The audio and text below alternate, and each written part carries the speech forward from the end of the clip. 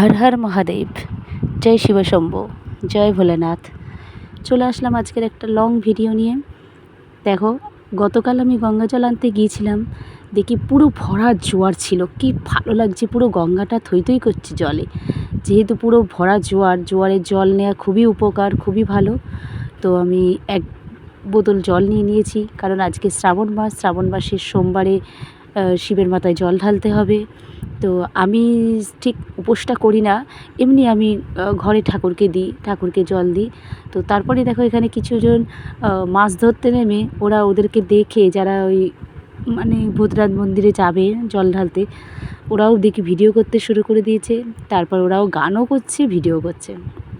আমিও ভাবলাম তোমাদের সাথে একটু শেয়ার করি। তো দেখো, এই যে বাচ্চা ছেলেরা দেখছো কি সুন্দর, সবাই লাল ড্রেস পরেছে, আবার অনেকে শিবের যে বাঘছাপা ড্রেস ওটাও পরেছে। তো সবাই দেখো গঙ্গায় নেমেছে, গঙ্গায় স্নান করে ওই ঘটিতে করে জল নেবে, নিয়ে বাঁক সাজাবে। শ্রাবণ মাসের সোমবার অনেকেই করে, অনেকেই আবার সবুজ চুড়ি পরে, অনেক নিয়ম মানে। তো আমি ঠিক সবুজ টুড়ি পরি না, কিন্তু আমি এমনি এমনি সোমবার হিসেবে শিবকে একটু স্মরণ করি। তো দেখো, ওদের বাঁক সাজানো হয়ে গেছে, বাঁকটাকে পুজো করছে, পুজো টুজো করে তারপরে ওরা বেরোবে। দেখো সবাই রেডি হয়েছে। বাঁকটা দেখেছো কত ভারী, কি সুন্দর করে সাজিয়েছে, তাই না? শিবের মাথায় জল ঢালা যে সে কাজ, ওরা এই খালি পায়ে পুরো ভূতনাথ মন্দিরে পুরোটা যাবে।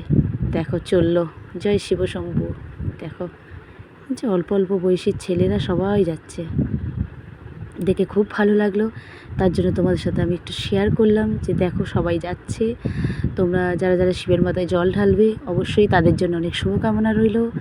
সবাই সুন্দরভাবে মনস্কামনা পূরণ করে নিও শিবের মাথায় জল ঢেলে। সবাই ভালো থেকো, সুস্থ থেকো।